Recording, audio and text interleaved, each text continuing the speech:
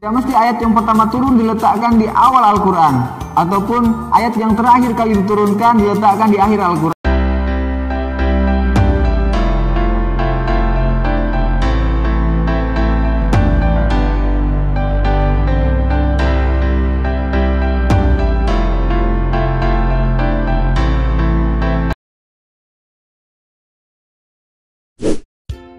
Assalamualaikum warahmatullahi wabarakatuh. Alhamdulillah rabbil alamin wa binasta'inu ala umuri dunya waddin wa ala alihi washabihi ajmain. Segala puji hanyalah milik Allah. Salat serta salam tetap tercurah kepada junjungan Nabi kita Nabiullah Muhammad sallallahu alaihi wasallam.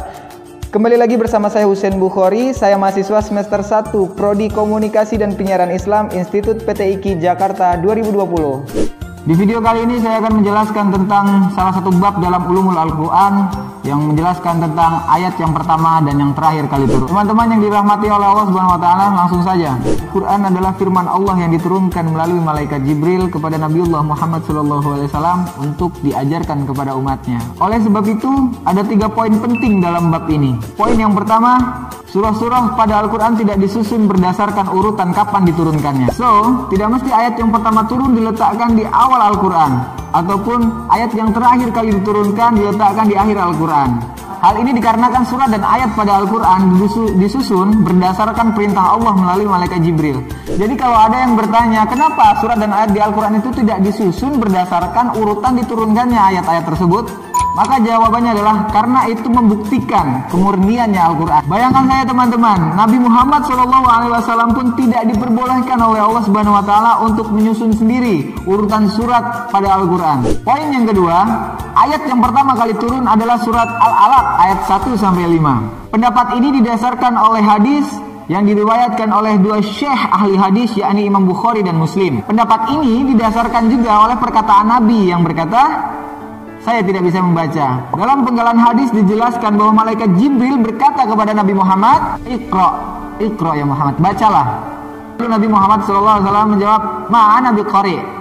Tidak, saya tidak bisa membaca. Nabi Muhammad SAW menjelaskan, lalu malaikat itu memegangku dan merangkulku sangat erat, kemudian melepaskanku lalu berkata lagi, Iqra, bacalah.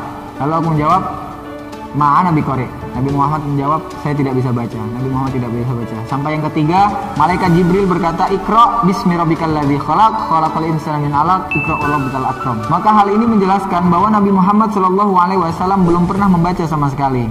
Hal tersebut dapat disimpulkan juga bahwa belum pernah ada wahyu yang turun sebelumnya. Poin yang ketiga, apakah surat Al-Maidah ayat 3 adalah ayat yang terakhir diturunkan dalam Al-Quran? Inilah maklumat dan pengetahuan yang tersebar di tengah masyarakat kita. Oleh sebab itu teman-teman yang insya Allah dirahmati oleh Allah Subhanahu wa taala, terkait hal itu dalam kitab Ulumul Quran, kitab yang menjadi pegangan kita dalam belajar Ulumul Quran, dijelaskan bahwa ada 9 pendapat terkait dengan ayat yang terakhir kali diturunkan. Lalu kemudian setidaknya dari 9 ayat tersebut ada 5 ayat populer yang berkembang di tengah masyarakat kita. Ayat yang pertama surat An-Nasr ayat 1, yang kedua An-Nisa 176, yang ketiga Al-Maidah ayat 3, yang keempat Al-Baqarah ayat 278, dan yang terakhir yang kelima surat Al-Baqarah 281. Teman-teman yang saya cintai karena Allah, dalam poin ketiga ini saya akan menjelaskan kepada teman-teman dengan menyampaikan beberapa pendapat dari ahli tafsir, terutama yang diungkapkan oleh Turjumanul Quran, seorang sahabat yang paling mengetahui tentang Al-Quran, yaitu Abdullah ibnu Abbas. Abdullah ibnu Abbas radhiyallahu anhu mengatakan bahwa setelah turunnya ayat Idza jaa nasrullahi wal fath, yakni surat An-Nasr ayat 1, Nabi Muhammad SAW hidup genap 1 tahun setelah turunnya ayat tersebut. Jadi jarak antara wafatnya Nabi Muhammad dengan turunnya ayat tersebut yakni 12 bulan atau 1 tahun.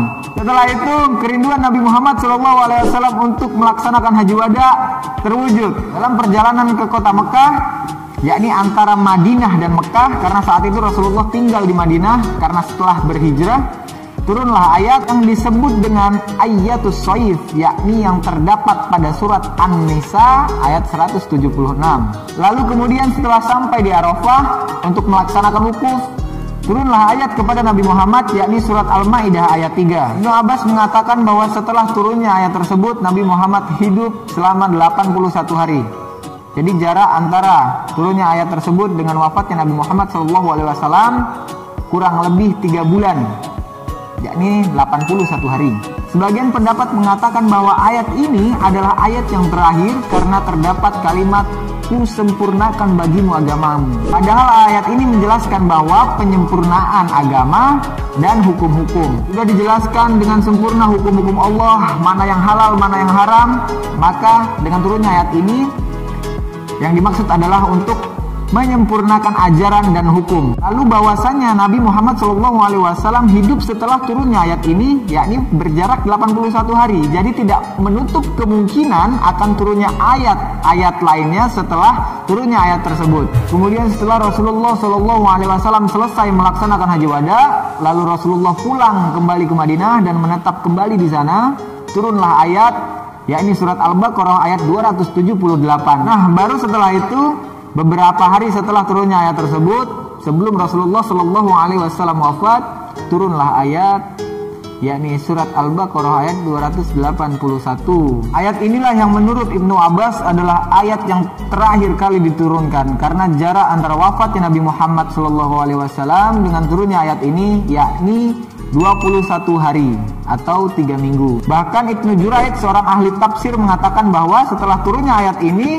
Rasulullah hidup hanya 9 hari. Muqatil, seorang ahli tafsir dari kalangan tabi'in, dan Sa'id Ibnu Jubair mengatakan bahwa Rasulullah SAW wafat setelah turunnya ayat tersebut hanya dalam waktu 7 hari atau 1 minggu. Maka dari beberapa pendapat yang sudah saya jelaskan, dapat diambil kesimpulan bahwa ayat yang terakhir turun adalah surat Al-Baqarah ayat 281. Maka kata Ibnu Abbas, wa hazil ayah akhiru ma nazala minal Qur'an. Inilah ayat yang terakhir kali diturunkan pada Al-Quran. Ayat yang terakhir diturunkan pada Al-Quran memanglah tidak bisa ditetapkan dan ditegaskan, karena dari semua pendapat yang ada tidak berasal langsung dari perkataan Nabi Muhammad SAW. Semua pendapat merupakan ijtihad masing-masing. Nah, itu tadi pembahasan mengenai ayat yang pertama dan yang terakhir kali turun. 3 poin penting dalam bab ini. Mudah-mudahan membantu teman-teman. Wallahu a'lam bishawab. Jika video ini membantu, silakan share, like, comment, dan subscribe. Saya Husain Bukhari, terima kasih dan sampai jumpa. Assalamualaikum warahmatullahi wabarakatuh.